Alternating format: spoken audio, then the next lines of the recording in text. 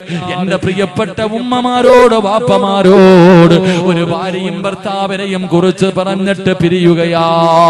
എന്റെ പ്രിയമുള്ളവരെ, ഏത് ഭർത്താവെന്നറിയുവോ? മഹാനായ നബി മുഹമ്മദ് മുസ്തഫ സല്ലല്ലാഹു അലൈഹി വസല്ലമ തങ്ങള് തന്റെ പ്രിയപ്പെട്ട ഭാര്യ ഖദീജ ബീബി റളിയല്ലാഹു തആല അൻഹാ രണ്ടുപേരും കൂടെ ദാമ്പത്യ ജീവിതം നയിച്ചത് 25 കൊല്ലമായിരുന്നു.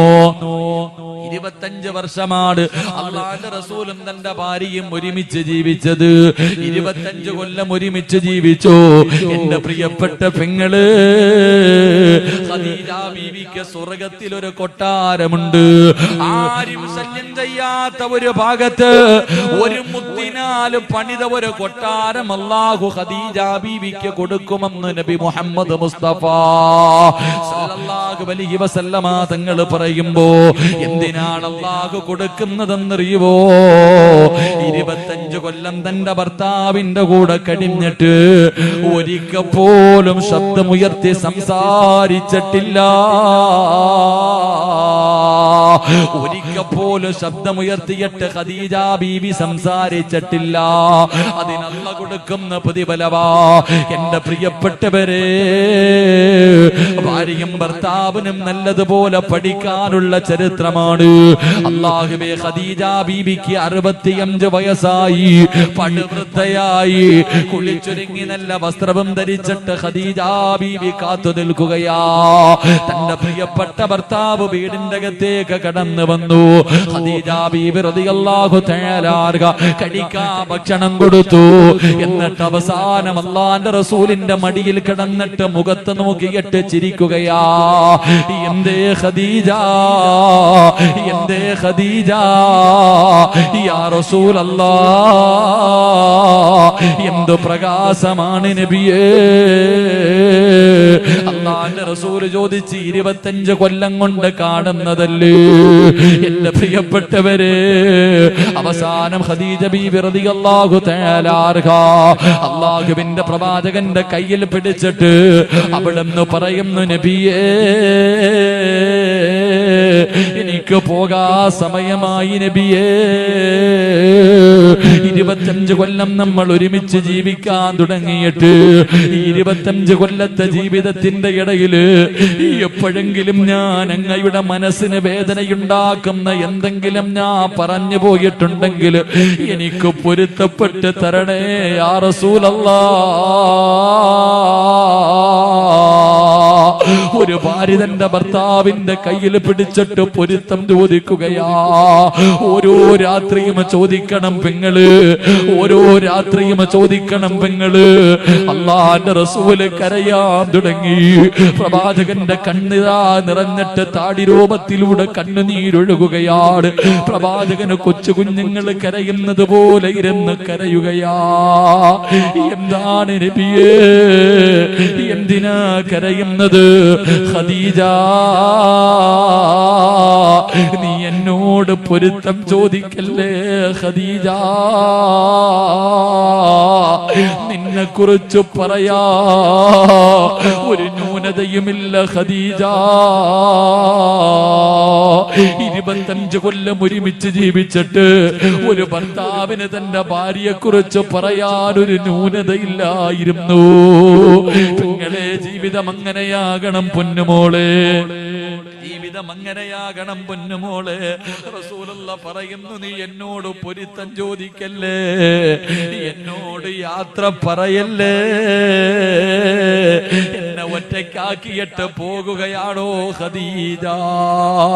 അല്ലാഹുവേ, ഖദീജ ബീബി റളിയല്ലാഹു തആല അൻഹാ ചാടി എഴുന്നേറ്റിട്ട് അല്ലാഹുവിന്റെ റസൂൽ എന്ന ഭർത്താവിനെ കെട്ടിപ്പിടിക്കുകയാ. 65 വയസ്സുള്ള ഭാര്യ തന്റെ ഭർത്താവിനെ കെട്ടിപ്പിടിച്ച് ചുംബനം കൊടുത്തിട്ട് അതാ ചെവിയിൽ ഒരു രഹസ്യം ചോദിക്കുകയാണ്. യാ റസൂലല്ലാഹ്, എനിക്ക് 3 ആഗ്രഹമുണ്ട്, സാധിച്ചു തരുവോ നബിയേ? എനിക്ക് 3 ആഗ്രഹം കൂടെയുണ്ട്, ഒന്ന് സാധിച്ചു തരുവോ യാ റസൂലല്ലാഹ്? അല്ലാഹുവിന്റെ റസൂൽ ചോദിച്ചു, എന്തേ ഖദീജ, എന്താണ് നിന്റെ ആഗ്രഹം? എന്താ യാ റസൂലല്ലാഹ്? മയ്യത്ത് നിങ്ങൾ കുളിപ്പിക്കണം നബിയേ. നിങ്ങളുടെ കൈ കൊണ്ട് വേണം എന്റെ ജനാസ കുളിപ്പിക്കാ. എന്റെ മയ്യത്ത് കുളിപ്പിക്കേണ്ടത് നിങ്ങളാണ് നബിയേ. രണ്ടാമതായി പറയുകയാ, എന്റെ മയ്യത്ത് പൊതിയേണ്ടത് നിങ്ങളാണ് നബിയേ. എന്റെ മയ്യത്ത് പൊതിയേണ്ടത് നിങ്ങളാണ്. നിങ്ങളുടെ ശരീരത്ത് കിടക്കുന്ന ഈ പുതപ്പുണ്ടല്ലോ, നമ്മൾ രണ്ടുപേരും എപ്പോഴും പുതയ്ക്കുന്ന ഈ പുതപ്പുണ്ടല്ലോ, ഈ പുതപ്പ് കൊണ്ട് വേണം എന്റെ ജനാസ പൊതിയാ. എന്റെ കഫം തുണിക്കകത്ത് ഈ പുതപ്പ് വെക്കണം നബിയേ. ഒരു ഭർത്താവിനോട് കരഞ്ഞുകൊണ്ട് അവസാനം യാത്ര പറയുന്ന സമയത്തൊരു ഭാര്യ പറയുകയാ, എന്റെ മയ്യത്ത് പച്ച മണ്ണിലേക്ക് ഇറക്കി വെക്കേണ്ടത് അങ്ങയുടെ കൈ കൊണ്ടാണ് യാ റസൂലല്ലാഹ്. ഭാര്യ 3 വസിയത്താണ് പറഞ്ഞത്. എന്റെ പ്രിയപ്പെട്ട പെങ്ങള് അവിടുന്ന് ലോകത്തോട് യാത്ര പറഞ്ഞു. മയ്യത്ത് കുളിപ്പിച്ചത് അല്ലാഹുവിന്റെ റസൂലാ. ലോകത്തേതു ഭാര്യക്കായി ഭാഗ്യം കിട്ടുക, ആർക്കാ ധൈര്യമുണ്ടാവുക? അല്ലാഹുവിന്റെ റസൂല് തന്റെ ഖദീജാന്റെ മയ്യത്ത് കുളിപ്പിച്ച പെങ്ങള് കഫം പൊതിയാ സമയമായപ്പോ പുതപ്പെടുത്തിട്ട് അല്ലാഹുവിന്റെ റസൂല് ചുംബിക്കുകയോ. പുതപ്പെടുത്ത് ചുംബിച്ചിട്ട് ആ പുതപ്പാണ് ഖദീജാന്റെ കഫൻ തുണിക്കകത്ത് വെച്ചത്. 6 മണ്ണിന്റെ അകത്തേക്ക് ജനാസ ഇറക്കി വെച്ചപ്പോ അല്ലാഹുവിന്റെ റസൂല് ഖബറിന്റെ അകത്തിറങ്ങി. ഖദീജ തന്റെ 25 കൊല്ലം താങ്ങും തണലുമായി നിന്ന ഖദീജ, ആ ഖദീജ ബീബി റളിയല്ലാഹു തആല അൻഹയുടെ ജനാസ ഖബറിന്റെ അകത്തേക്ക് ഇറക്കി വെക്കുകയാ. എന്നിട്ട് റസൂലുള്ള കരയുകയാണ്. തന്റെ പ്രിയപ്പെട്ട ഭാര്യയുടെ ഖബറിന്റെ അകത്തിരുന്നിട്ട് ലോകത്തിന്റെ നേതാവെന്ന ഭർത്താവിന്റെ കണ്ണ് നിറഞ്ഞിട്ട് കണ്ണുനീരൊഴുകുകയാ. പെങ്ങളെ കൊതിക്കണം പൊന്നുമോളെ, ഇതുപോലെ ഒരു ജീവിതം നിനക്ക് കിട്ടാറ്, ഒരു ജീവിതം നിനക്ക് കിട്ടാ. പള്ളിക്കാട്ടില് കൊണ്ടുപോയിട്ട് നിന്റെ ജനാസ ഖബറിന്റെ അകത്ത് ഇറക്കി വെച്ചിട്ട് നിന്റെ ഭർത്താവ് കരയണം, എന്നെ കൊണ്ട് കഴിയൂല. എന്റെ പ്രിയപ്പെട്ടവളുടെ നെഞ്ചിന്റെ മുകളിൽ ഒരു പിടി മണ്ണ് വാരിയെറിയാ എന്നെ കൊണ്ട് കഴിയില്ല എന്ന് പറയുന്ന രീതിയിലേക്ക് നിന്റെ ജീവിതം നീ മാറ്റിയെടുക്കണം പെങ്ങള്. അതുകൊണ്ട് ഞാൻ ഓർമ്മപ്പെടുത്തുകയാ, ഈ വയസ്സാങ്കാലത്ത് ഇനി തമ്മിലടിച്ച് തീർക്കല്ലേ, ശത്രുക്കളെ പോലെ കടന്ന് പോരാടല്ലേ. വിട്ടുവീഴ്ചകൾ ചെയ്തുകൊണ്ട് ഇനിയുള്ള കാലമെങ്കിലും ഒന്ന് സ്നേഹിക്കൂ വാപ്പാ. സ്നേഹിച്ചാ കിട്ടുന്ന പ്രതിഫലം ഈ പറഞ്ഞ രീതിയിൽ നിനക്കൊന്ന് ജീവിക്കാൻ കഴിഞ്ഞ നാളെ പടച്ച റബ്ബിന്റെ സ്വർഗത്തിൽ നീ ഒറ്റയ്ക്കല്ല, നിന്റെ ഭാര്യയുടെ കയ്യിൽ പിടിച്ചിട്ട് പോകാ. പെങ്ങളെ, നിന്റെ ഭർത്താവിന്റെ കയ്യിൽ പിടിച്ചിട്ട് അല്ലാഹുവിന്റെ സ്വർഗത്തിലൂടെ കടന്ന് സുഖിക്കാൻ കഴിയുമെന്ന് ഖുർആനാ പറഞ്ഞത്. അതുകൊണ്ടാ പറഞ്ഞത് എന്റെ പ്രിയപ്പെട്ടവരെ, വല്ലാത്ത ഒരു ജീവിതമാണ്. അങ്ങനെ ശത്രുക്കൾ വല്ലാതെ അവരുടെ ഉപദ്രവങ്ങൾ വല്ലാതെ കൂടുകയാണ്. നിബിധങ്ങൾ പ്രബോധനം തുടങ്ങുമ്പോ അല്ലാഹുവിന്റെ പ്രവാചകൻ സല്ലല്ലാഹു അലൈഹി വസല്ലമ തങ്ങൾക്കെതിരെ ഖുറൈശികൾ മുഴുവനും ഒറ്റക്കെട്ടാവുകയാണ്. പടച്ചവനെ, നബിതങ്ങളെ ഉപരോധിക്കുകയാണ്, നബിതങ്ങളെ നാടുകടത്താൻ തീരുമാനിക്കുകയാണ്. ഒരാളും നബിതങ്ങളെ സഹായിക്കരുത്, ഭക്ഷണം കൊടുക്കരുത്, അവരുടെ വീട്ടിൽ പോകരുത്, അവര് നിങ്ങളെ കാണരുത്, അവരുമായൊരു ബന്ധവും പുലർത്തരുത്. പടച്ചവനെ, അല്ലാഹുവിന്റെ പ്രവാചകൻ സല്ലല്ലാഹു അലൈഹി വസല്ലമ തങ്ങള് അവിടുന്ന് പടച്ചവനെ, അവിടുന്ന് എല്ലാവരും ഉപരോധിക്കുകയാ. നബിതങ്ങളും അതാ ഖദീജ ബീബി റളിയല്ലാഹു തആല അൻഹ, പടച്ചവനെ റുഖിയ ബീബി, ഉമ്മു കുൽസൂം, ഫാത്തിമ ബീബി, പടച്ചവനെ ശഅബ് അബീ താലിബ് എന്ന് പറയുന്ന മലഞ്ചെരുവില് പടച്ചവനെ 3 കൊല്ലം അവിടെ താമസിക്കുകയാ. കഴിക്കാൻ ഭക്ഷണമില്ല, ഒരാളും നബിതങ്ങളുടെ കുടുംബവുമായിട്ടൊരു ബന്ധവുമില്ല. ശഅബ് അബീ താലിബിന്റെ മലഞ്ചെരുവിലല്ലാ എല്ലാവരും പട്ടിണിയാ, കഴിക്കാ ഭക്ഷണമില്ല, പ്രയാസമാ. എന്റെ പ്രിയപ്പെട്ടവരെ, ഭക്ഷണം ഒരാളും കൊടുക്കുന്നില്ല, സഹായിക്കുന്നില്ല. അവസാനം ഫാത്തിമ ബീവി റളിയല്ലാഹു തആല അൻഹ വിശപ്പ് സഹിക്കാൻ കഴിയാതെ തന്റെ വാപ്പാടെ മുമ്പിൽ ചെന്നിട്ട്, വാപ്പാ എനിക്ക് വിശക്കുന്നു വാപ്പാ. തന്റെ ഉപ്പാടെ മുമ്പിൽ ചെന്നിട്ട് വിശക്കുന്നു എന്ന് പറയാറ്. ആ 6-7 വയസ്സുള്ള ഫാത്തിമ എന്ന് പറയുന്ന ചെറിയ മകളുണ്ടല്ലോ, പടച്ച റബ്ബേ, നബിതങ്ങളുടെ മുമ്പിൽ ചെന്നിട്ട് വിശക്കുന്നു എന്ന് പറയാൻ ചെല്ലുമ്പോ ഫാത്തിമ ബീബി കാണുന്ന രംഗം എന്തെന്നറിയോ? വിശപ്പ് സഹിക്കാൻ കഴിയാതെ അള്ളാഹുവിന്റെ പ്രവാചകൻ ഇരുന്ന് ഇലകടിച്ചു കൊണ്ടിരിക്കുകയാ. ഉപ്പാ വിശക്കുന്നു എന്ന് പറയുമ്പോ നബിതങ്ങൾ കഴിക്കുന്നത് വൃക്ഷത്തിന്റെ ഇല പറിച്ചിട്ട് കഴിച്ചുകൊണ്ടിരിക്കുകയാ. വിശപ്പ് സഹിക്കാൻ കഴിയാതെ നബിതങ്ങളും കുടുംബവും വൃക്ഷത്തിന്റെ ഇലകൾ പറിച്ച് കഴിക്കുകയാണ്. പടച്ച റബ്ബേ, അള്ളാഹുവിന്റെ പ്രവാചകന്റെ പ്രിയപ്പെട്ട ഭാര്യയായ ഖദീജ ബീവി റളിയല്ലാഹു തആല അൻഹ വിശന്ന് തളർന്നു കിടക്കുന്ന മക്കളെ പിടിച്ചു മടിയിൽ കിടത്തിയിട്ട് വളരെ സങ്കടത്തോടെ ഇരിക്കുമ്പോ അള്ളാന്റെ റസൂല് പറഞ്ഞു, ഖദീജ, നീ നിന്റെ വീട്ടിൽ പോ ഖദീജ. ആരാണ് ഖദീജ എന്നറിയോ? ആരാ ഖദീജ എന്നറിയോ? പെങ്ങളെ, ഖദീജയുടെ സമ്പത്തിന്റെ വലുപ്പം എത്രയെന്നറിയോ? കോടീശ്വരിയായിരുന്നു ഖദീജ. ഖദീജ കോടീശ്വരന്റെ മകളായിരുന്നു, ഒരുപാട് സമ്പത്തുള്ളവളായിരുന്നു. ആ ഖദീജ ബീവിയാണ് അള്ളാഹുവിന്റെ റസൂലിന്റെ കൂടെ ഇലകടിച്ചുകൊണ്ട് മലഞ്ചെരുവിൽ കിടക്കുന്നത്. നബിതങ്ങൾ പറഞ്ഞു, ഖദീജ, നീ പട്ടിണി കിടന്നിട്ടില്ല ഖദീജ. നിനക്ക് ദുഃഖമെന്തെന്നറിയില്ല, പട്ടിണി എന്താണെന്നറിയില്ല, പ്രയാസം എന്താണെന്നറിയില്ല. കാരണം നീ കൊട്ടാരത്തിൽ ജീവിച്ചവളാ, ഒരുപാട് സമ്പത്തിന്റെ നടുവിൽ ജീവിച്ചവളാ. നിനക്ക് പട്ടിണി കിടന്ന് ശീലമില്ലല്ലോ. അതുകൊണ്ട് ഖദീജ, മക്കളെയും വിളിച്ചുകൊണ്ട് നീ നിന്റെ വീട്ടിലേക്ക് പോ ഖദീജ. അല്ലാഹുവിന്റെ റസൂൽ ഖദീജ ബീവിയോട് പറയുകയാ, പായിപ്പാടുള്ള പെങ്ങന്മാരെ, ഇത് നിങ്ങൾക്കൊക്കെ പഠിക്കാനുള്ളതാണ്. ഉള്ളത് കൊണ്ട് തൃപ്തിപ്പെടാ മനസ്സില്ലാത്ത പെങ്ങൾക്ക് പഠിക്കാനുള്ളതാ. അള്ളാഹുവിന്റെ പ്രവാചകൻ തന്റെ പ്രിയപ്പെട്ട ഭാര്യയായ ഖദീജ ബീവിയോട് പറയുകയാ, നിനക്ക് പട്ടിണി കിടന്ന് ശീലമില്ലല്ലോ, നിനക്കതാത് ദുഃഖവും ദുരിതവും എന്താണെന്ന് നിനക്കറിയില്ലല്ലോ. അതുകൊണ്ട് എന്നെ വിട്ടേക്ക് ഖദീജ. ഈ മക്കളെയും കൊണ്ട് നീ നിന്റെ വീട്ടിലേക്ക് പോകൂ, നീ നിന്റെ വീട്ടിലേക്ക് പോകൂ. ഫാത്തിമ ബീവി ഖദീജ ബീവിയുടെ മടിയിൽ കിടക്കുമ്പോഴാ അള്ളാന്റെ റസൂൽ ഇത് പറയുന്നത്. ആ സമയത്ത് ഖദീജ ബീവി റളിയല്ലാഹു തആല അൻഹ അള്ളാന്റെ റസൂലിനോട് പറഞ്ഞ മറുപടി എന്തെന്നറിയോ? യാ റസൂലല്ലാഹ്, അള്ളാന്റെ നബിയേ,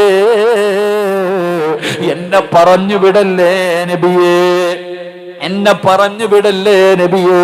ഖദീജ ബീബി പറയുകയാ, ജീവിക്കുകയാണെങ്കിൽ ഒരുമിച്ച്, ഇനി മരിക്കുകയാണെങ്കിലും ഈ ഖദീജയുണ്ട് നബിയേ, മരിക്കുകയാണെങ്കിലും ഈ ഖദീജ കൂടെയുണ്ട് നബിയേ. ജീവിതമാണെങ്കിലും മരണമാണെങ്കിലും എന്നെ ഉപേക്ഷിക്കരുത്. ഖദീജ ബീബി റളിയല്ലാഹു തആല അൻഹ പറയുന്നത് കേട്ടു വളർന്ന മകളാ ഫാത്തിമ.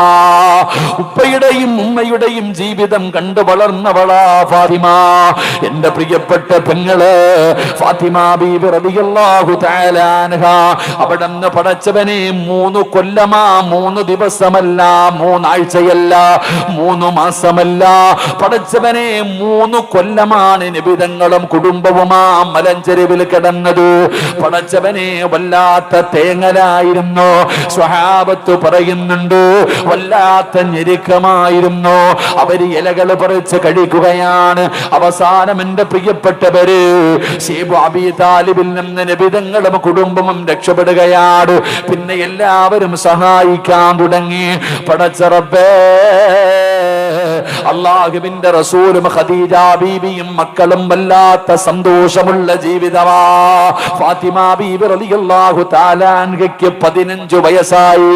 ഫാത്തിമയുടെ പ്രായം 15ആയി. സുബ്ഹാനല്ലാഹ്.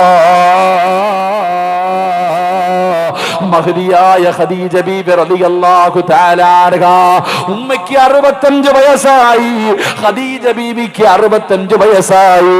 15 വയസ്സുള്ള ഫാത്തിമ എന്ന് പറയുന്ന പൊന്നുമോള് കാണുന്ന രംഗമെന്തെന്നറിയോ? സുബ്ഹാനല്ലാഹ്. 65 വയസ്സുള്ള ഉമ്മയതാ കുളിച്ചുരുങ്ങിയിട്ട് വാപ്പാടം അടിത്തട്ടിൽ കിടക്കുകയാ.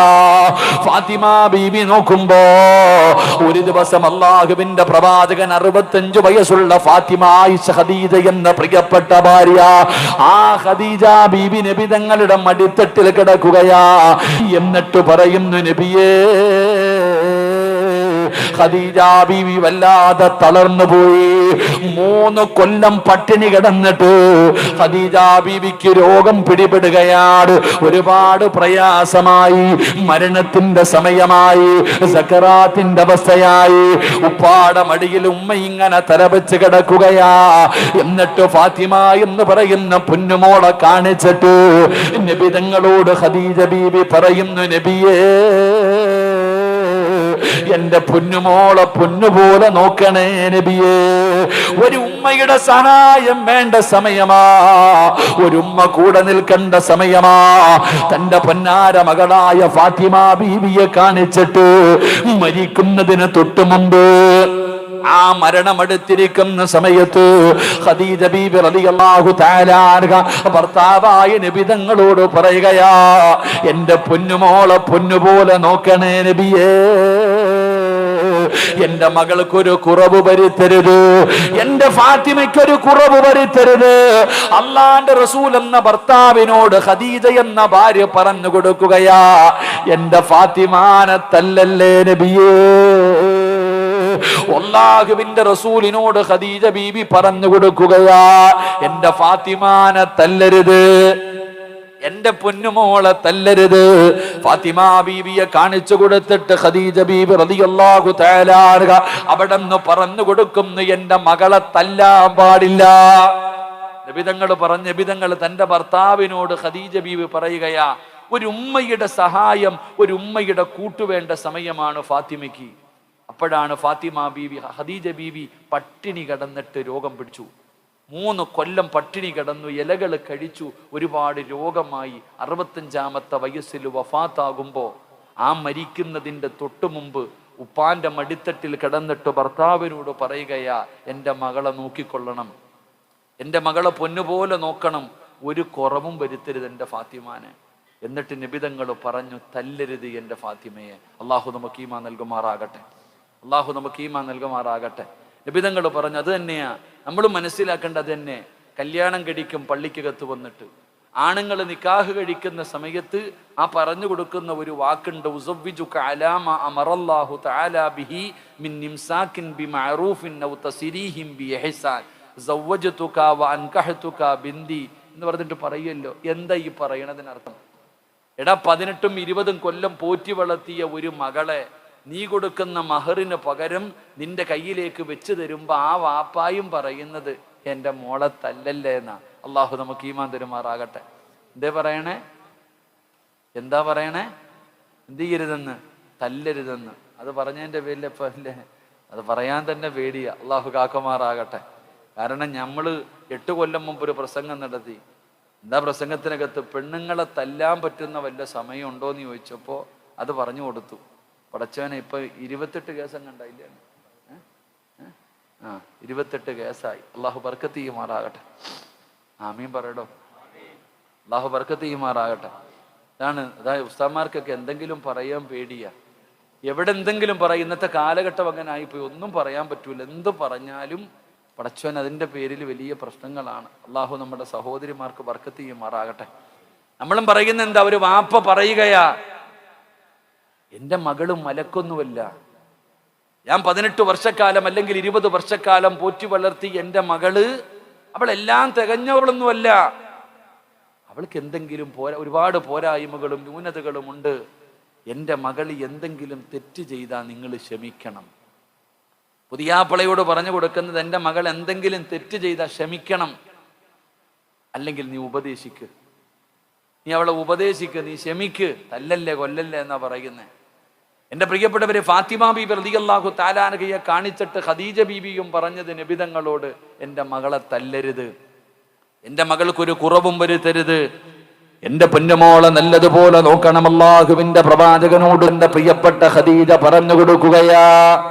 അല്ലാഹുവിന്റെ പ്രവാചകനോട് അവിടുന്ന് പറഞ്ഞു കൊടുത്തു. ഖദീജ ബീബി റളിയല്ലാഹു തആല അൻഹ ഫാത്തിമ എന്ന് പറയുന്ന പൊന്നാര മകളെ അടുത്തേക്ക് വിളിക്കുകയാ. എന്നിട്ട് പറഞ്ഞു, ഫാത്തിമ, ഉമ്മാടെ കയ്യിൽ ആകെ ഉള്ളതൊരു ഒരു മാലയാണ്. ഫാത്തിമ ബീബി അടുത്ത് വിളിച്ചിരുത്തിയിട്ട് മഹദിയായ ഖദീജ ബീബി റളിയല്ലാഹു തആല അൻഹ തന്റെ കഴുത്തിൽ കിടന്ന ആകെയുണ്ടായിരുന്ന ഒരു മാലയെടുത്തു. എന്നിട്ട് ഫാത്തിമ ബീവിയുടെ കയ്യിൽ വെച്ച് കൊടുത്തിട്ട് പറഞ്ഞു, മോളെ ഫാത്തിമ, ഉമ്മാനെ ഓർമ്മ വന്നാൽ, ഈ ഉമ്മച്ചിയെ ഓർമ്മ വന്നാൽ, നിന്റെ മനസ്സു വേദനിച്ച, നിനക്ക് സങ്കടം വന്ന, ഈ മാലയെടുത്ത് ചുംബിച്ചാ മതി ഫാത്തിമ. ഫാത്തിമ എന്ന് പറയുന്ന പൊന്നാര മകളെ പിടിച്ചടുത്തിരുത്തിയിട്ട് ഉമ്മ ഇരുന്ന് കരയുകയാണ്. ഫാത്തിമ ബീവി ചോദിക്കുന്നു, എന്തിനാ ഉമ്മ കരയുന്നത്? മോളെ, നിനക്കൊരുപാട് സ്വർണം വാങ്ങി തരണമെന്ന് എനിക്ക് ആഗ്രഹമുണ്ട്. എൻ്റെ കയ്യിലൊന്നുമില്ലല്ലോ, എൻ്റെ കയ്യിലൊന്നുമില്ലല്ലോ. ഞാൻ ഒരുപാട് സമ്പത്തുള്ളവളായിരുന്നു, എല്ലാം അല്ലാഹുവിന്റെ ദീനിന് വേണ്ടി കൊടുത്തതാണ്. അവസാനമാകെയുണ്ടായിരുന്ന മാലയെടുത്ത് ഖദീജ ബീവി തന്റെ പൊന്നാര മകളായ ഫാത്തിമയുടെ കയ്യിൽ കൊടുത്തു. എന്നിട്ട് പറഞ്ഞു, ഫാത്തിമ, സൂക്ഷിച്ചു കൊള്ളണം, ഈ മാല നീ കളയരുത്, ഈ മാല നീ നഷ്ടപ്പെടുത്തരുത്. അല്ലാഹുവിന്റെ പ്രവാചകന്റെ പൊന്നാര മകളുടെ കയ്യിലേക്ക് അതാ ഉമ്മ വെച്ചു കൊടുക്കുകയാണ്. ഖദീജ ബീബി റളിയല്ലാഹു തആല അൻഹ മരണപ്പെടുകയാ. വാപ്പയോട് പൊരുത്തം ചോദിച്ചു. വാപ്പാടെ മടിത്തട്ടിൽ കിടന്നു കെട്ടിപ്പിടിച്ചുകൊണ്ട് 65-ാമത്തെ വയസ്സിൽ ചുടുചുംബനം കൊടുത്തിട്ട് ഖദീജ ബീബി റളിയല്ലാഹു തആല അൻഹ ലോകത്തോട് യാത്ര പറയുകയാണ്. പടച്ചവനെ, നബിതങ്ങളെ തകർന്നു പോയി, അല്ലാഹുവിന്റെ റസൂല് തളർന്നു പോയി. ഖദീജ ബീവിയുടെ മരണം നബിതങ്ങളെ വല്ലാതെ വേദനിപ്പിച്ചു. ഫാത്തിമയ്ക്കറിയാ, ഉമ്മ ഖദീജയോട് വല്ലാത്ത സ്നേഹമാ. വാപ്പയുടെ ജീവനായിരുന്നു ഖദീജ. ഖദീജ ബീബി റളിയല്ലാഹു തആല അൻഹയുടെ മരണമുണ്ടല്ലോ, അല്ലാഹുവിന്റെ റസൂലിനെ വല്ലാതെ തകർക്കുകയാ, അല്ലാഹുവിന്റെ റസൂലിനെ വല്ലാതെ തളർത്തുകയാ. നബിതങ്ങൾക്ക് വല്ലാത്ത വേദനയായി. പടച്ചവനെ, നബിതങ്ങൾ ഒറ്റയ്ക്കിരിക്കുമ്പോ അല്ലാഹുവിന്റെ പ്രവാചകൻ സ്വല്ലല്ലാഹു അലൈഹി വസല്ലമ തങ്ങള് അവിടുന്ന് ഒറ്റയ്ക്കിരിക്കുമ്പോ ചിന്തിക്കണം പെങ്ങളെ, ചിന്തിക്കണം യുവതകൾ, ഇന്നത്തെ യുവതലമുറ ചിന്തിക്കാൻ പഠിക്കുകയാ. അതാ ഉമ്മ മരിച്ചു പോയിട്ട് വേദന സഹിക്കാൻ കഴിയാതെ വീടിനകത്തിരിക്കുന്ന വാപ്പാടെ ചാരത്ത് ചെന്നിട്ട് ഫാത്തിമ എന്ന ചെറിയ മകള് ചോദിക്കുന്നു, എന്തു പറ്റി വാപ്പാ? ഉപ്പാനെ സമാധാനിപ്പിക്കുകയാ, ഉപ്പാനെ സമാധാനിപ്പിക്കുകയാ. ഉപ്പാനൊരു കുറവും വരുത്തിയില്ല. ഉമ്മ മരിച്ച വേദനയിൽ ആ പൊന്നുമോള് തന്റെ വേദന മുഴുവനും മനസ്സിന്റെ ഉള്ളിൽ കടിച്ചമർത്തിയിട്ട് നബിതങ്ങളെന്ന പിതാവിനെ സമാധാനിപ്പിക്കുകയാണ്. അതുകൊണ്ടാണ് നബിതങ്ങൾ പറഞ്ഞത്, ഉമ്മു അബീഹാ, ഫാത്തിമയെ വിളിച്ചത് ഉമ്മു അബീഹാ, വാപ്പാടെ ഉമ്മ, വാപ്പാടെ ഉമ്മ. നബിതങ്ങൾ ഫാത്തിമയെ വിളിക്കുന്നത് വാപ്പാടെ ഉമ്മയെന്ന. കാരണം ഖദീജ ബീവിയുടെ മരണത്തിന് ശേഷം നബിതങ്ങളുടെ ഉമ്മയായിരുന്നു ഫാത്തിമ, നബിതങ്ങളുടെ ഉമ്മയായിരുന്നു ഫാത്തിമ. കരയുന്ന മകനെ സമാധാനിപ്പിക്കുന്നത് പോലെ, സങ്കടപ്പെടുന്നവരെ സമാധാനിപ്പിക്കുന്നത് പോലെ, പായിപ്പാട് പള്ളിയുടെ മുമ്പിൽ ഒരുമിച്ച് കൂടിയവരെ കച്ചവടം തകർന്നു പോകുമ്പോ, പടച്ചവനെ, സാമ്പത്തിക നഷ്ടം വരുമ്പോ, വേദന സഹിക്കാൻ കഴിയാതെ വല്ലാത്ത ദുഃഖം വരുമ്പോ, പാതിരാത്രി വീടിന്റെ ഹാളിനകത്ത് ലൈറ്റ് അണച്ചിട്ട് ഒറ്റയ്ക്കിരിക്കുമ്പോ നമ്മുടെ മുഖമൊന്ന് വാടിയാ, നമ്മള് സങ്കടത്തോടെ ഇരുന്ന അമ്മ വന്നിട്ട് ചോദിക്കും, എന്തു പറ്റിയടാ മോനെ, എന്തു പറ്റി മോനെ? നമ്മുടെ ഉമ്മ വന്ന് സമാധാനിപ്പിച്ച മനസ്സിന് വല്ലാത്ത ഒരു കുളിർമയാ. ഇതുപോലെ അള്ളാഹുവിന്റെ റസൂല് തന്റെ ഭാര്യ മരിച്ച വേദനയിൽ ഇരിക്കുമ്പോ സ്വന്തം മകള് ചെന്നിട്ട് ഒരു ഉമ്മ തന്റെ മകനെ സമാധാനിപ്പിക്കുന്നത് പോലെ ഫാത്തിമ ബീവി ചെന്നിരുന്നിട്ട് ഉപ്പാനെ സമാധാനിപ്പിക്കുകയാ. അപ്പോൾ ആ മകളെ കുറിച്ച് പഠിച്ചു നോക്കണോ, ആ മകളുടെ മനസ്സിനെ കുറിച്ച് പഠിച്ചു നോക്ക്. നബിതങ്ങളാണ് പറഞ്ഞു ഉമ്മു ഹബീബ. നബിതങ്ങൾ അവിടെ നിന്ന് പറയുകയാ, ഉമ്മുൽ അള്ളാന്റെ റസൂൽ അവിടെ നിന്ന് പറയുകയാ, അതാ വാപ്പയുടെ ഉമ്മ. എന്റെ പ്രിയപ്പെട്ടവരെ, നബിതങ്ങളുടെ പ്രയാസങ്ങളിൽ മുഴുവനും ഫാത്തിമ കൂടെയുണ്ട്. ഫാത്തിമ എന്ന് പറയുന്ന ഈ പൊന്നുമോള് അള്ളാഹുവിന്റെ റസൂലിന്റെ സങ്കടത്തിലും ദുഃഖത്തിലും കൂടെയാ. രണ്ടുപേരും വല്ലാത്ത ഒരു ജീവിതമാണ്. ഫാത്തിമ ബീവിയുടെ വിവാഹ പ്രായമെത്തി. ഫാത്തിമ ബീവിക്ക് വിവാഹ പ്രായമെത്തി. അള്ളാഹുവിന്റെ പ്രവാചകൻ സ്വല്ലല്ലാഹു അലൈഹി വസല്ലമ തങ്ങൾ തീരുമാനിച്ചു, ഫാത്തിമ ബീവി റളിയല്ലാഹു തആല അൻഹയെ വിവാഹം കഴിച്ചു കൊടുക്കാൻ, തന്റെ പൊന്നാര മകളെ കെട്ടിച്ചു കൊടുക്കാൻ അള്ളാഹുവിന്റെ റസൂൽ അവിടുന്ന് തീരുമാനിച്ചു. പടച്ചവനെ, നബിതങ്ങൾ ഫാത്തിമയെ കെട്ടിച്ചു കൊടുക്കാൻ തീരുമാനിച്ചു എന്നറിയുമ്പോ കോടീശ്വരന്മാര് നബിതങ്ങളുടെ വീട്ടിലേക്ക് കടന്നു വരികയാ. സമ്പന്നന്മാര് കടന്നു വന്നു. ഒരുപാട് വലിയ വലിയ സ്വഹാബികൾ കടന്നു വന്നു. എന്തിനാ? നബിതങ്ങളുടെ പൊന്നുമോളെ കല്യാണം കഴിക്കാ. അള്ളാഹുവിന്റെ റസൂൽ അവിടുന്ന് സമ്മതിക്കുന്നില്ല. നബിതങ്ങൾ അതിന് തയ്യാറായില്ല. പടച്ചവനെ, നബിതങ്ങള് പിന്നെ ആർക്കാട് തന്റെ പൊന്നാര മകളെ കെട്ടിച്ചു കൊടുത്തതെന്നറിയോ? എന്റെ പ്രിയപ്പെട്ട പെങ്ങളെ, അലിയാര് തങ്ങൾക്ക് ഫാത്തിമ എന്ന് പറഞ്ഞ വല്ലാത്ത ജീവനാ. പ്രണയമായിരുന്നു എന്ന് നിങ്ങൾ ആരും കാണരുത്, പറയരുത്. ഫാത്തിമ ബീവി അലിയാര് തങ്ങൾ പ്രണയിച്ച് കെട്ടിയതാണെന്ന് പറയരുത്.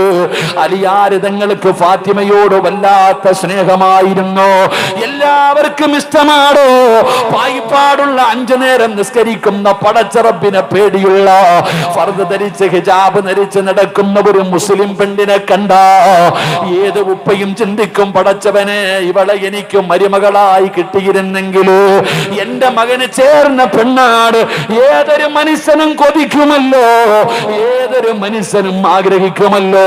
അതുകൊണ്ട് അല്ലാഹുവിന്റെ റസൂലിന്റെ പൊന്നുമകളെ കല്യാണം കഴിക്കാൻ കൊതിക്കാത്തവരില്ല. അലിയാര് തങ്ങൾക്ക് ഫാത്തിമയോട് വല്ലാത്ത സ്നേഹമാ. കാരണം രണ്ടുപേരും ഒരു വീട്ടിലാണ്. 4-ാമത്തെ വയസ്സ് മുതല് അലിയാര് തങ്ങൾ ജീവിക്കുന്നത് നബിതങ്ങളുടെ കൂടെയാ. വാപ്പയുടെ സ്ഥാനമാ. ഫാത്തിമ ബീബി റളിയല്ലാഹു തആല അൻഹയുടെ കല്യാണം കഴിച്ചു കൊടുക്കാൻ തീരുമാനിച്ചു. എല്ലാവരും വന്നു പെണ്ണ് ചോദിക്കുന്നുണ്ട്, നബിതങ്ങൾ സമ്മതിക്കുന്നില്ല. അലിയാര് തങ്ങളാണെങ്കിൽ നബിതങ്ങളുടെ മകളായ ഫാത്തിമാനെ വല്ലാത്ത ഇഷ്ടമാ. ഫാത്തിമയ്ക്കും അങ്ങനെ തന്നെയാ. ഫാത്തിമ ബീബിക്കും അലിയാര് ഒരിക്കലും നിങ്ങൾ ഇതിന് ദുർവ്യാഖ്യാനം ചെയ്യരുത്. ഇനി പെൺകുട്ടികൾ പറയും, കണ്ടോ അലിയാര് തങ്ങൾ പ്രയണിച്ച കെട്ടിയെന്ന് പറഞ്ഞുകൊണ്ട് പോകരുത്. അങ്ങനല്ല. ഫാത്തിമ ബീവിക്കും ഇഷ്ടമാണ്, അലിയാര് തങ്ങൾക്കും ഇഷ്ടമാണ്. അത് പ്രണയമായിരുന്നില്ല. അപ്പൊ ആരോ പറഞ്ഞു, അലിയെ നീ അറിഞ്ഞോ ഫാത്തിമയെ കല്യാണ ആലോചന നടത്തുക. ഫാത്തിമ ബീബിയെ കെട്ടിച്ചു കൊടുക്കാൻ തീരുമാനിച്ചു. കല്യാണ ആലോചനയൊക്കെ നടത്തുന്നുണ്ട്. നീ ഇങ്ങനെ നടന്നോടാ ചങ്ങാതി. അവള് പറയുമല്ലോ, ഇന്നത്തെ ചെറുപ്പക്കാര് പറയുമല്ലോ, നീ അറിഞ്ഞില്ലേടാ കല്യാണ ആലോചനയൊക്കെ നടക്കുക, നീ ഇങ്ങനെ നടന്നോ. ഫാത്തിമ ബീബിയുടെ കല്യാണ ആലോചന നടക്കുന്നു എന്നറിഞ്ഞപ്പോൾ അലിയാര് തങ്ങൾ തീരുമാനിച്ചു, ഇനി എന്തായാലും വിടൂല, പോയി ചോദിക്കാം. ചങ്കൂറ്റമായി ഇങ്ങനെ ഇളക്കുമല്ലോ. കൂട്ടുകാരിളക്കുന്ന സമയത്ത് കാമുകിയുടെ വീട്ടിൽ ചെന്നിട്ട് വാപ്പാനോട് പറയും, നിങ്ങളുടെ മോളെ എനിക്ക് ഇഷ്ടമാന്ന് പറയാറ്. ഇങ്ങനെ ചങ്കൂറ്റുള്ളവരുണ്ടല്ലോ. ഫാത്തിമ ബീബിയെ കുറിച്ച് പറഞ്ഞപ്പോ അലിയാര് തങ്ങൾ പറഞ്ഞു, എന്തായാലും തീരുമാനിച്ചു, നബിതങ്ങളോട് ചോദിക്കണം. നേരെ പോയി നബിതങ്ങളുടെ വീട്ടിൽ.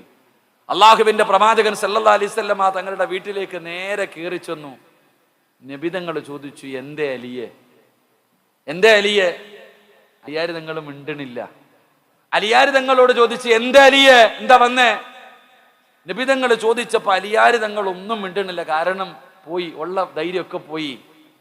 അള്ളാഹുവിന്റെ പ്രവാചകൻ സല്ലല്ലാഹു അലൈഹി വസല്ലം തങ്ങള് ഒരൊറ്റ ചോദ്യം ചോദിച്ചു, അലിയെ, എൻ്റെ ഫാത്തിമയെ നീ കല്യാണം കഴിക്കുമോ? വൈദ്യര് കൽപ്പിച്ചതും രോഗി ഇച്ഛിച്ചത് ഒന്നെന്ന് പറയണ പോലെ നബിതങ്ങൾ അങ്ങോട്ട് ചോദിച്ചു, എൻ്റെ മകള് ഫാത്തിമാനെ നീ വിവാഹം കഴിക്കുമോ? അലിയാര് നിങ്ങൾ വെടി കൊണ്ടതുപോലെ നിന്നിട്ടുണ്ടാകും. അങ്ങോട്ട് തന്നെ ചോദിച്ചു, എന്റെ മകളെ നീ വിവാഹം കഴിക്കുമോ? എന്റെ പ്രിയപ്പെട്ട സഹോദരങ്ങളെ, അലി ഇബ്നു അബീ താലിബ് റളിയല്ലാഹു തആല അൻഹുവിന് സ്വപ്നമാണോ ഇങ്ങനെ നിക്ക വെടികൊണ്ടതുപോലെ? നബി തങ്ങൾ പിന്നെയും ചോദിച്ചു, അലിയേ, എന്റെ ഫാത്തിമാനെ നിനക്ക് ഇഷ്ടമാണോ? നീ കല്യാണം കഴിക്കാൻ തയ്യാറാണോ? മഹാനായ അലി ഇബ്നു അബീ താലിബ് റളിയല്ലാഹു തആല അൻഹു തലകുലിക്ക് സമ്മതിച്ചു. നബി തങ്ങൾ അലിയാര് തങ്ങളോട് ചോദിച്ചു, അലിയേ, നിന്റെ കയ്യിൽ എന്താ ഉള്ളേ? മരുമകനായി തിരഞ്ഞെടുക്കാൻ പോകുന്ന തന്റെ പ്രിയപ്പെട്ട മകളെ കെട്ടിച്ചു കൊടുക്കാൻ പോകുന്ന ചെറുപ്പക്കാരനോട് ചോദിച്ചു, നിനക്ക് എന്താ ഉള്ളത്? അലി ഇബ്നു അബീ താലിബ് റളിയല്ലാഹു തആല അൻഹു പറഞ്ഞു, നബിയെ, എനിക്കൊരു കുതിരയുണ്ട്, ദുൽഫുക്കാർ എന്ന് പറയുന്ന ഒരു വാളുണ്ട്, ഒരു പടയങ്കിയുണ്ട്. ഈ 3 സാധനമല്ലാതെ എൻ്റെ കയ്യിൽ വേറെ ഒന്നുമില്ല. ഉള്ള കാര്യം തുറന്നങ്ങ് പറഞ്ഞു. അള്ളാഹു നമുക്ക് ഈമാൻ തരുമാറാകട്ടെ. ഉറക്കപ്പറല്ല, ഈമാൻ തരുമാറാകട്ടെ. നമ്മൾ എന്തോ പറയും? 2 ഏക്കർ സ്ഥലമുണ്ട്, ഒരു ഫ്ലൈറ്റ് ഉണ്ട്, ഇല്ലാത്ത കാര്യങ്ങൾ മുഴുവനും പറയും. പക്ഷെ അലിയാര് തങ്ങൾ ഉള്ളത് തന്നെ പറഞ്ഞു, ഒരു കുതിര, ഒരു വാള്, ഒരു പടയങ്കി, ഇതല്ലാതെ വേറെ ഒന്നുമില്ല. അള്ളാന്റെ റസൂൽ സല്ലല്ലാഹു അലൈഹി വസല്ലമ തങ്ങള്, അലിയാര് തങ്ങളുടെ ജോലി എന്തായിരുന്നു അറിയോ? അലിയാര് തങ്ങൾ പുല്ലു വെട്ടികെട്ട് കൊണ്ടുപോയി ഒട്ടകമുള്ള വീടുകളിൽ കൊണ്ടുകൊടുക്കും, കിട്ടുന്ന പൈസ കൊണ്ട് ജീവിക്കും. ഇതാണ് അലിയാര് തങ്ങളുടെ ജീവിതം. എൻ്റെ പ്രിയപ്പെട്ട സഹോദരങ്ങൾ, അള്ളാഹുവിന്റെ പ്രവാചകൻ സല്ലല്ലാഹു അലൈഹി വസല്ലമ തങ്ങൾ ഇത്രയും വലിയ ദരിദ്രനായ ഒരു സ്വഹാബിയെ തെരഞ്ഞെടുത്തതിൻ്റെ പിന്നിലുള്ള ലക്ഷ്യം ചരിത്രം പഠിക്കും മനസ്സിലാവും. നമ്മൾ അങ്ങനല്ല. നമ്മൾ ചോദിക്കുന്നത്, പടച്ചവനെ, മക്കളെ കെട്ടിക്കാൻ പ്രായമായി കഴിഞ്ഞാൽ ആദ്യം ചോദിക്കും, എന്തുണ്ട്, വല്ലതും ഉണ്ടോ, കാശുണ്ടോ, ജോലിയുണ്ടോ, എത്ര വീടുണ്ട്, പണമുണ്ട്, ഇതൊക്കെ നമ്മൾ തിരക്കാം. ദീനുണ്ടോ എന്ന് ആരും ചോദിക്കാറില്ല. ചങ്ങാതി, പണമല്ല, സൗന്ദര്യമല്ല, കുടുംബ മഹിമയല്ല, ദീനുണ്ടോ എന്ന് നോക്കണം. അല്ലാഹുവിന്റെ പ്രവാചകൻ സല്ലല്ലാഹു അലൈഹി വസല്ലമ തങ്ങളോട് അലിയാര് തങ്ങൾ പറയുന്നു, യാ റസൂലല്ലാഹ്, ഒരു കുതിരയുണ്ട് നബിയേ, ദുൽഫുക്കാർ എന്ന് പറയുന്ന വാളുണ്ട് നബിയേ, ഒരു പടയങ്കിയുണ്ട് നബിയേ. നബി തങ്ങൾ പറഞ്ഞു, കുതിര വാഹനമാണ്, സഞ്ചരിക്കാൻ വേണം, വാള് യുദ്ധം ചെയ്യാൻ വേണം. ആ പടയങ്കി എടുത്തുകൊണ്ട് വാ. അലിയാര് തങ്ങൾ പടയങ്കി എടുത്തുകൊണ്ട് നബി തങ്ങളുടെ മുമ്പിലേക്ക് വന്നു. അല്ലാഹുവിന്റെ പ്രവാചകൻ സല്ലല്ലാഹു അലൈഹി വസല്ലമ തങ്ങൾ പറഞ്ഞു, ചന്തയിൽ പോയി ഇത് വിറ്റിട്ട് വാ. പടച്ചറബ്ബേ, ഫാത്തിമയെ വിവാഹം കഴിക്കാനുള്ള കുതി കാരണം അലിയാര് തങ്ങൾ ഓടുകയാണ്. മാർക്കറ്റിലേക്ക് പോയി, ചന്തയിലേക്ക് പോയി, എന്നിട്ട് പടയങ്കിയും പിടിച്ചുകൊണ്ട് നിൽക്കുകയാണ്. അല്ലാഹുവേ, ആരാ വരുന്നതെന്നറിയോ? മഹാനായ സയ്യിദുനാ ഉസ്മാൻ ഇബ്നു അഫ്ഫാൻ റളിയല്ലാഹു തആല അൻഹു അലിയാര് തങ്ങളുടെ ചാരത്ത് വന്നിട്ട് ചോദിക്കുന്നു, അലിയേ, എന്തു പറ്റി ഇവിടെ നിൽക്കുന്നത് എന്തിനാണ്? ഈ പടയങ്കി വിൽക്കാമെന്നതാണ്. നബി തങ്ങളെ വിറ്റിട്ട് പോകാൻ പറഞ്ഞിരിക്കുകയാണ്. ഫാത്തിമയെ കല്യാണം കഴിച്ചു തരാമെന്ന് പറഞ്ഞിരിക്കുകയാണ്. പടയങ്കിയുമായി നിൽക്കുന്ന ഉസ്മാൻ തങ്ങളെ കണ്ടപ്പോ അലിയാര് തങ്ങളോട് പറഞ്ഞു, അലിയേ, 480 രൂപ തരാ. പടച്ചവനെ, ആ പടയങ്കി വാങ്ങിയിട്ട് 480 രൂപ കയ്യിലേക്ക് കൊടുക്കുകയാണ്. അലിയാര് നിങ്ങൾക്ക് വല്ലാത്ത സന്തോഷമായി. അവിടെ നിന്ന് തിരിച്ചു പോകാൻ തയ്യാറാകുമ്പോ ഉസ്മാൻ തങ്ങൾ പറഞ്ഞു, അലിയേ, നീ ഒരു യോദ്ധാവാണ്, ഈ പടയങ്കി നിന്റെ കയ്യിൽ തന്നെ ഇരിക്കട്ടെ. 480 രൂപയും കൊടുത്തു, ആ പടയങ്കിയും കൊടുത്തു.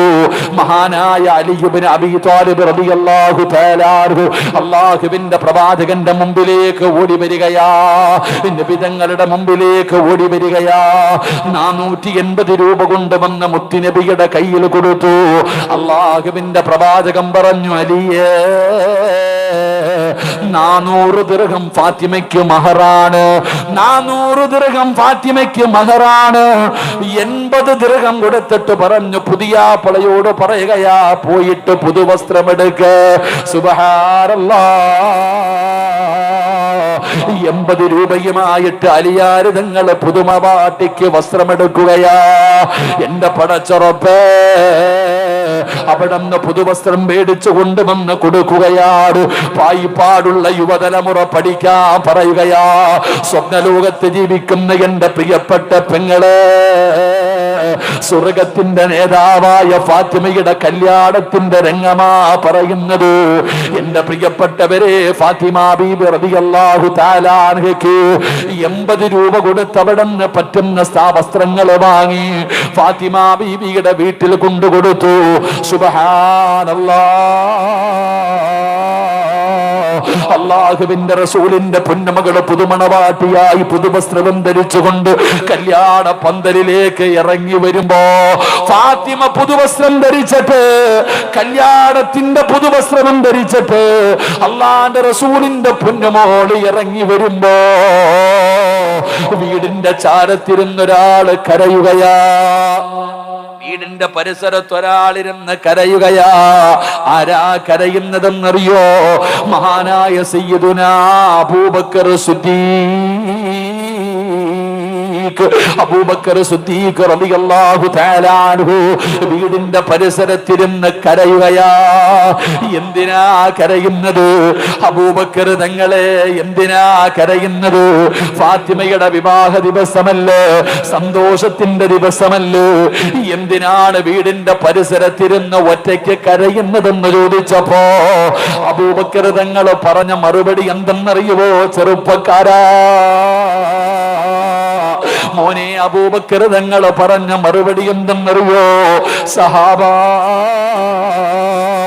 ഈ ലോകം തന്നെ പടയ്ക്കാൻ കാരണക്കാരനായ മുത്തുനബിയുടെ പൊന്നുമോളെ കല്യാണത്തിന്റെ ഇട്ടിരിക്കുന്ന വസ്ത്രം കണ്ടോ സഹാബ?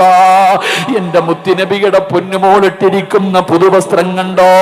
ആ മണവാട്ടി ഇട്ടിരിക്കുന്ന വസ്ത്രം കണ്ടോ? സഹിക്കുന്നില്ല സഹാബ. നബി തങ്ങളുടെ പൊന്നാര മകളിട്ടിരിക്കുന്ന പുതുവസ്ത്രം കണ്ടിട്ട്, അതിന്റെ അവസ്ഥ കണ്ടിട്ട് സങ്കടം വന്ന് അബൂബക്കർ തങ്ങൾ അവിടെ നിന്ന് കരഞ്ഞു എന്ന് ചരിത്രം പഠിപ്പിക്കുമ്പോ, പായിപ്പാടുള്ള ചെറുപ്പക്കാരാ, നിനക്കിത് തിരിയണമെന്നില്ലടാ പൊന്നുമോര്. എന്റെ പെങ്ങളെ, ഇതൊക്കെ നിങ്ങൾക്ക് തിരിയുമോ എന്ന് എനിക്കറിയില്ല.